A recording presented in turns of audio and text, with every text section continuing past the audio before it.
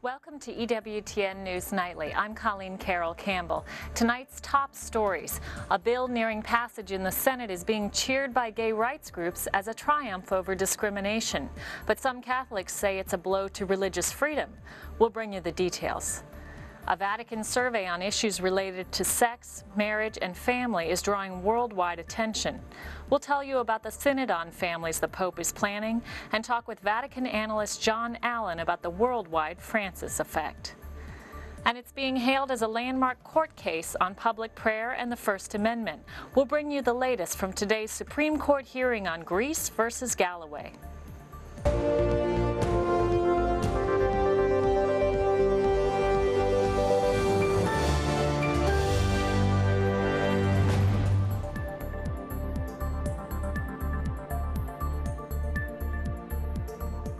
Thanks for joining us. Two Catholics, one a Republican and one a Democrat, have claimed victory in the nation's two off-year races for governor. In heavily Democratic New Jersey, pro-life Republican Governor Chris Christie was re-elected by a wide margin yesterday. He defeated Democratic State Senator Barbara Buono. Meanwhile, in Virginia's race for governor, pro-choice Democrat Terry McAuliffe narrowly defeated Republican Ken Cuccinelli. The Vatican is telling American Catholics not to attend any ceremonies connected to the alleged apparitions of Medjugorje in Eastern Europe. Why? Because Vatican officials say they may not be real. The papal nuncio to the U.S. issued the instructions in a letter sent last month to the U.S. Conference of Catholic Bishops. The Congregation for the Doctrine of the Faith will make the final judgment on the alleged apparitions. Pilgrims have been visiting Medjugorje since the 1980s. For more details, visit the National Catholic Register, our news partner, at ncregister.com. Lawmakers looking to enforce new abortion restrictions in Oklahoma were denied this week by the U.S. Supreme Court. On Monday, the court refused to hear the state's appeal, which would have reinstated a law that bans drug-induced abortions. In a separate case, Supreme Court Justice Antonin Scalia turned down an emergency appeal on a Texas law that effectively shutters 1/3 of the state's abortion providers. Thursday's ruling made Texas the fourth U.S. state to require doctors who perform abortions to have admitting privileges at a nearby hospital. Principals of Catholic high schools are concerned that adopting the new Common Core state standards will negatively impact their school's Catholic identity. This, according to a survey released yesterday by the Cardinal Newman Society, a group that advocates for Catholic education faithful to church teaching. The survey comes only weeks after 132 Catholic scholars signed a letter urging bishops across the country to drop all support for Common Core. The Common Core standards, which we reported on last week, are being adopted by public schools in 45 states and Catholic schools in more than 100 dioceses. It's been around Congress since 1994, but for the first time in nearly 2 decades, the Employment Non-Discrimination Act, or ENDA as it's known, may become law. The bill creates legal protections in the workplace based on sexual orientation and gender identity. Supporters say it will shield gays and lesbians from unjust discrimination.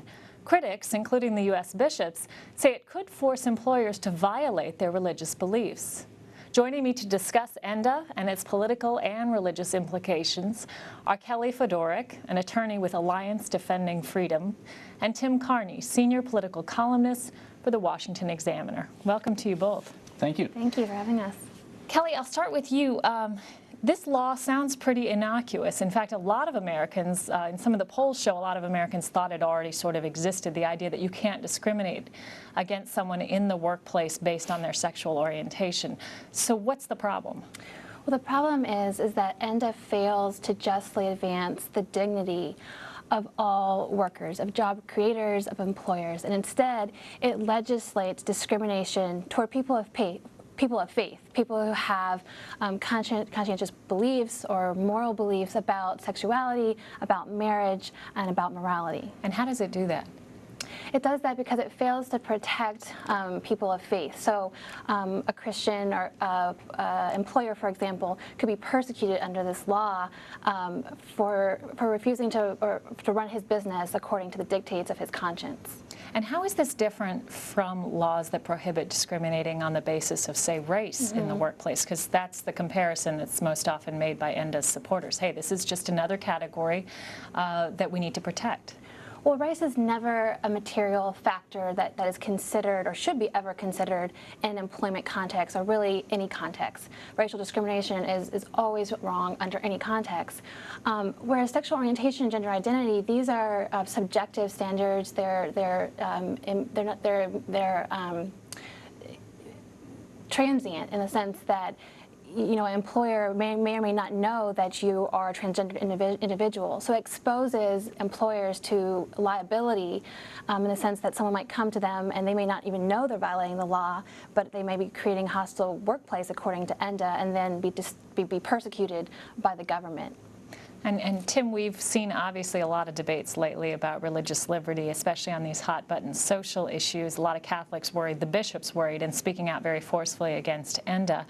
And yet, in public life, we're seeing more and more Catholics support some of these things, and often not Catholics on the left, but actually on the right. We saw Senator Kellie Fiedorek, Pat Toomey, Paul Ryan has come out for ENDA in the past and reaffirmed his support recently. So these are folks who aren't considered social liberals, and they're considered strong Catholics, and they're on board with ENDA. What's going on? In one sense, it's confusing because this is a law. It's more than saying gay people should be allowed to get married or some argument for equality. It's actually imposing on the private right of contract. In other words, it's the government telling you how you can run your business. So it's more intrusive by far than any talk of gay marriage. But some reason, a lot of Republican conservative politicians think that it's somehow a compromise. Say, oh, well, I'll oppose gay marriage and support ENDA. I think it's because they see the truth there, which is you shouldn't discriminate against somebody just because, like at the Washington Examiner, I wouldn't want them to refuse to hire a reporter because the reporter was gay. I think that would be wrong. And so they just look at it in that simplistic way and say discrimination is wrong, so I'll support this even while not going for that. Somehow it's supposed to be some middle ground compromise, while in reality it's a much more intrusive policy than, say, marriage or anything like that. And why is it more difficult? I mean, if you wouldn't want that sort of discrimination, that more simple, clear-cut case, then what is it that ENDA does that goes beyond that?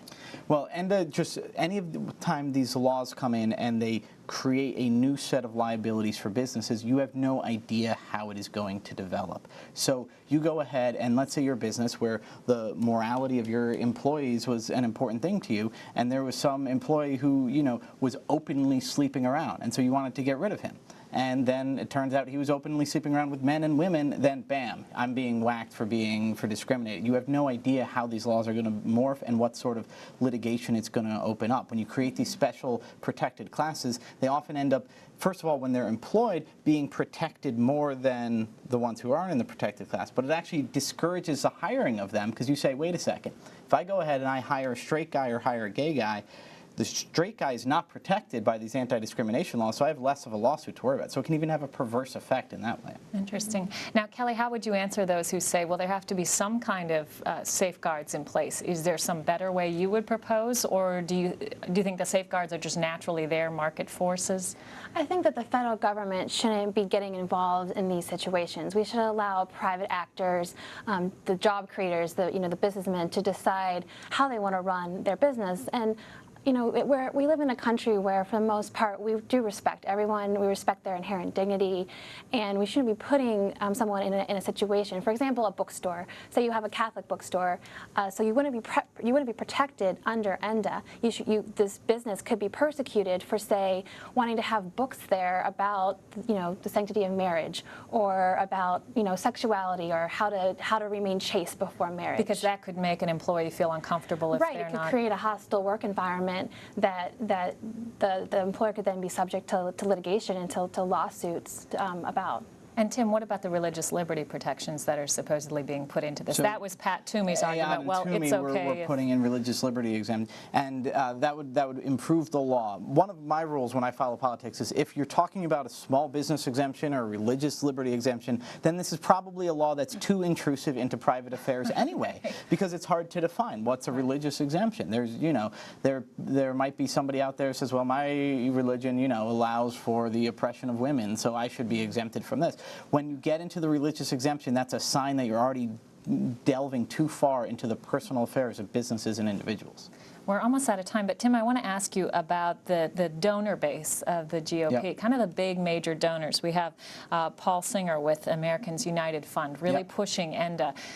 We have the GOP autopsy report that came out recently saying, you know, Romney lost in 2012 in part because the Republicans are seen as too harsh on issues like gay marriage and gay rights. We have just last night election, you know, Christie doing well as he had sort of, you know, he hewed to protection of marriage up to a point, but he did recently back off his defense of marriage, his court challenge. Meanwhile, Cuccinelli in Virginia lost, and he had been painted basically as an anti-gay bigot for his past defense of marriage. So where do you see the Republican Party moving, and what do Catholics do if they're concerned about this issue and feel like the party is not one that's upholding marriage, and then the Democrats aren't too interested either in the issue? The Republican donor base has always been socially liberal. That's been the case as long as I've been following politics. You know, the top, the finance chairman for the RNC, the Republican National Committee, used to be an active pro-choice activist, and that's where the money came from. And so they were always sort of hoping that, you know, the conservative pro-life base would sort of quiet down. And now the Republican leadership is actually making that push with the new campaign finance rules, where the party establishment isn't as important as the donors now. There is definitely that socially liberal push. So for me, the question is going to be, from a Catholic viewpoint, it's going to be, okay, marriage we definitely see going that way, but can the Republican Party maintain its identity as a pro-life party? Because you'll notice Chris Christie is pro-life. He's vetoed bills many times that would fund Planned Parenthood. So what you may see is a split between where sort of the marriage issue, Republicans walk away from that, but maybe they'll hold on to the pro-life issue. I think that would be the question that I look at going forward. And then what do Catholics do, concerned about marriage? I think that they just have to worry about, maybe you're going to lose on some of the fights whether or not gay marriage happens, but look for religious liberty. And this is what I always say, that there's an idea that we want the civil law to reflect the moral law. I think we're not in a society where we can count on that anymore. We just have to fight for the ability to live our own lives, run our own affairs according to our conscience. Tim, Carney, Kellie Fiedorek, thank you both for joining me. We have to run to a break right now, but we'll be right back with the latest news from Rome. Stay with us. Thank you both. That was excellent.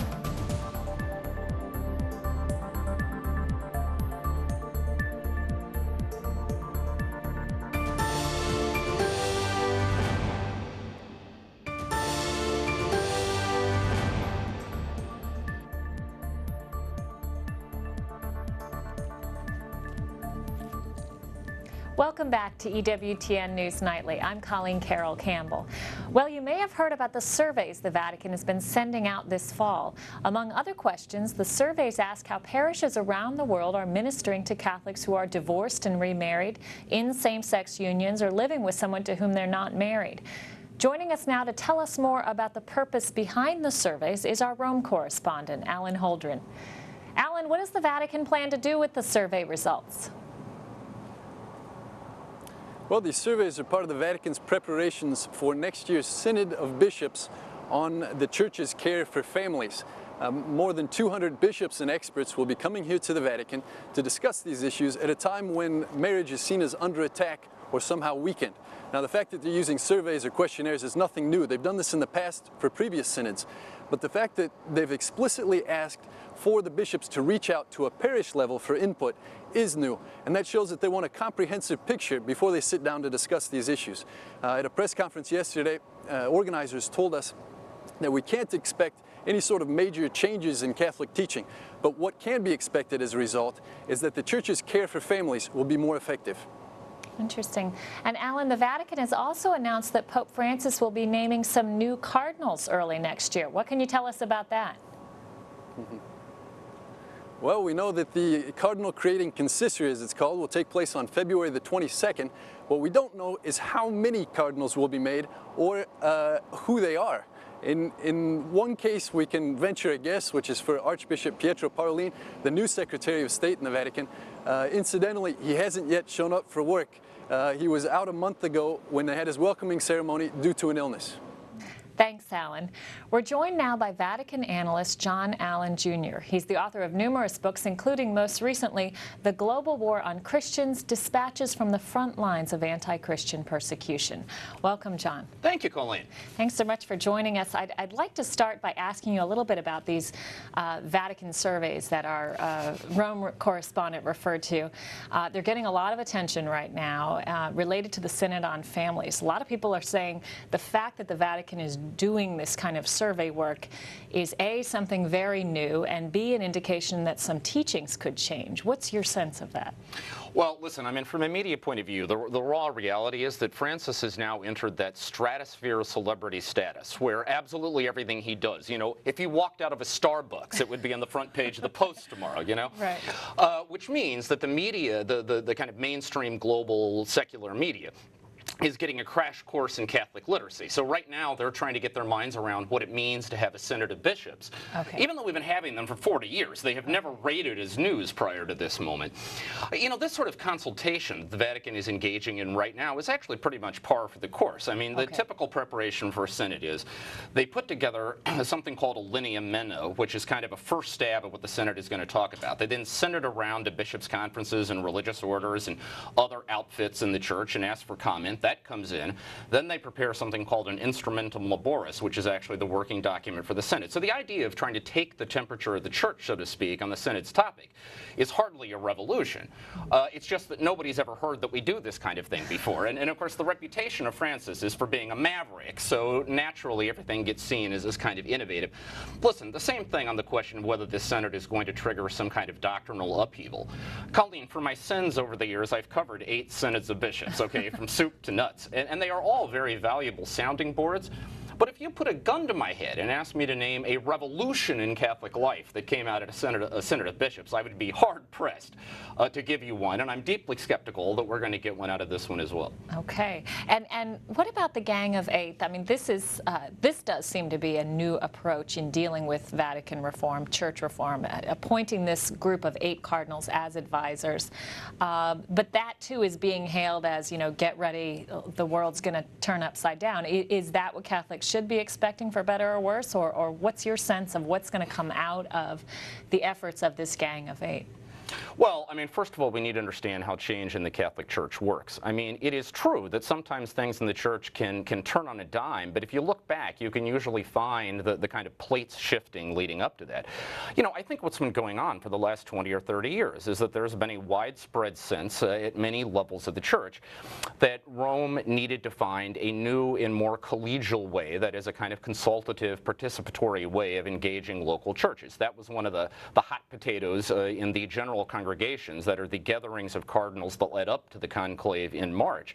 And out of those conversations came the idea that there ought to be a new sounding board for the Pope to hear the voices of the leaders of local churches around the world. That's really what this G8, by the way, Colleen, there's some debate in Rome as to whether we should call this the G8, the C8, the V8.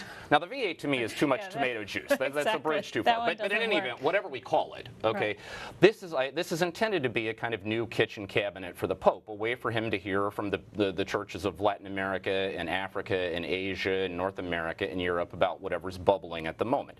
So it's a new consultative organ. Should we expect a new Jerusalem out of this, you know, something that's going to utterly turn Catholicism on its ear? No, but I think it's a sign that this Pope is a listening Pope. I mean, he wants to have direct first-hand access to the voices of people around the world to know what's going on. What are some of the things you think we might see change in? I mean, what are some of the focus points for reform, you think, in Francis's mind or that of his advisors? Well, I mean, look, in some ways we could argue that the Franciscan reform has already happened. I mean, you and I both know that on March 12th, 2013, the dominant narratives about the Catholic Church and the global media were child sex abuse and Vatican meltdowns and bruising political fights. And look, those things have not gone away, but the dominant media narrative now is rock star Pope takes the world by storm. I mean, from a communications and you could say an evangelism point of view, If that's not a revolution, I'm not sure I've ever seen it. Okay, now that said, there is some heavy lifting that has to be done, and I think both in the Pope's mind and certainly for this G8 group, where it begins is with the Vatican itself. There was a lot of conversation before the conclave that old ways of doing business in the Vatican had broken down, and it had led to things like the embarrassing Vatican leaks scandal and so on. There was a real desire to kind of change, to shake things up. So I think what's going to happen right out of the gate, they're going to continue the process of reform in the Vatican Bank, the so-called Vatican Bank, trying to steer it in the direction of what's sometimes known as an ethical bank, that is a kind of financial institution that adheres to best practices of transparency and so on. There's going to be some changes in the Vatican system. I think we'll probably see some downsizing and some redefinition of roles and so on. All of this intended to make the Vatican a more transparent, accountable, and efficient instrument of governance. And let me ask you, too, about your most, one of your recent columns was very interesting. You talked about a missed opportunity that you see in the Catholic infighting over the effect of Pope Francis, because, you described one group in the church that's saying, anyone who's focusing on, say, social issues, the pro-life cause, now it's your time to kind of step back into the shadows. And obviously that's an issue of huge concern not only to the church, but of course to our viewers here on EWTN.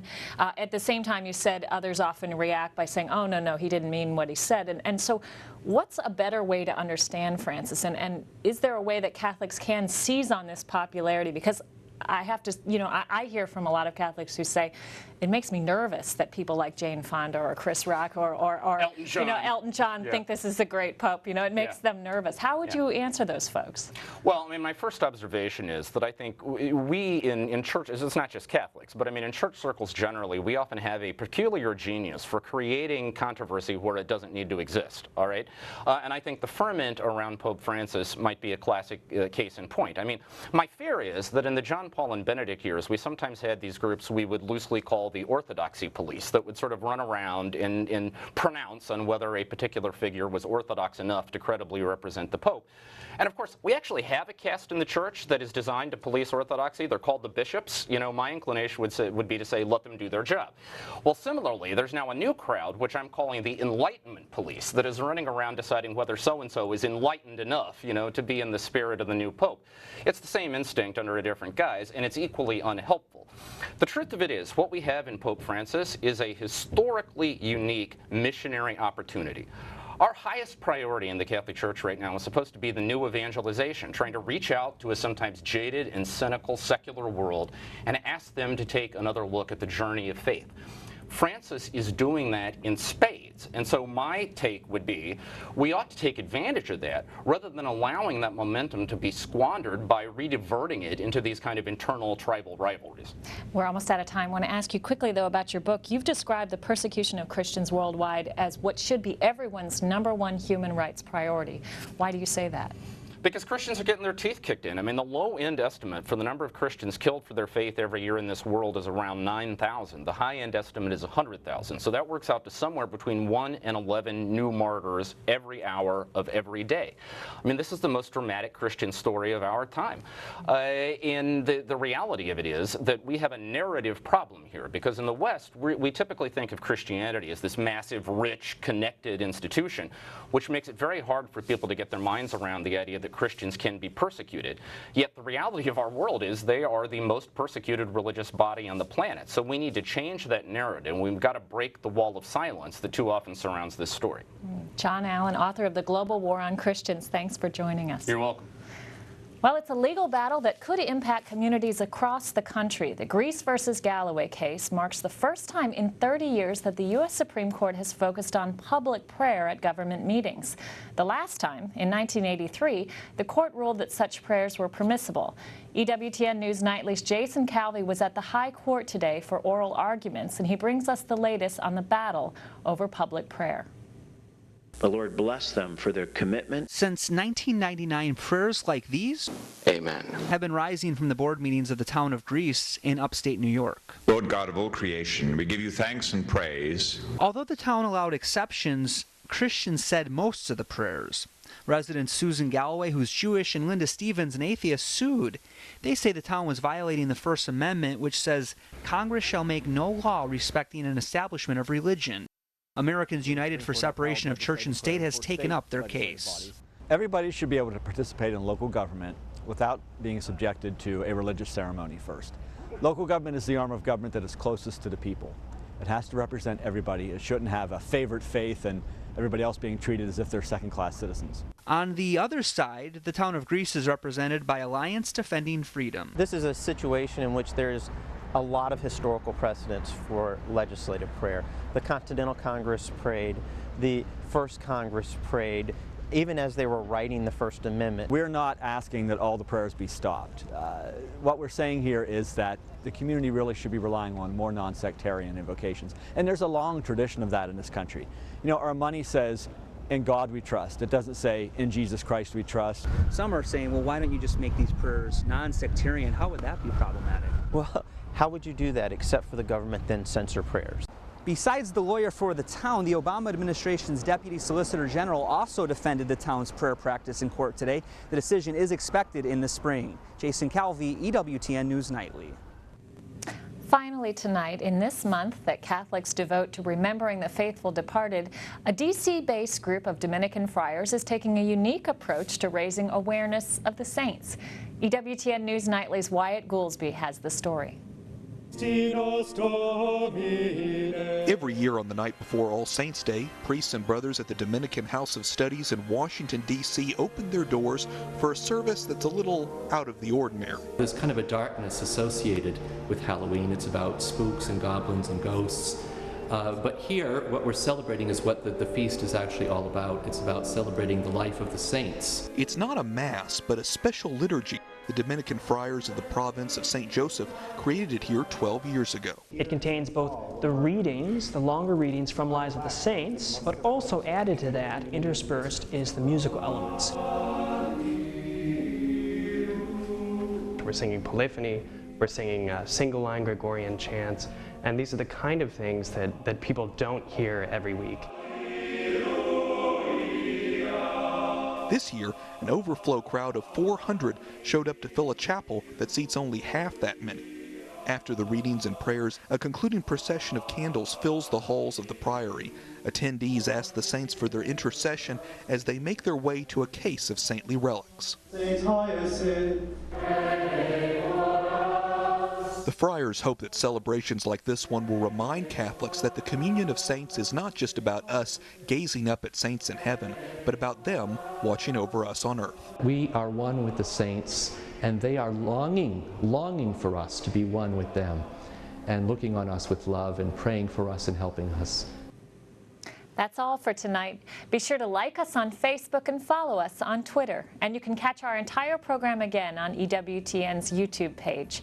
I'm Colleen Carroll Campbell, and on behalf of all of us here at EWTN News Nightly, thank you for watching. We'll see you next time.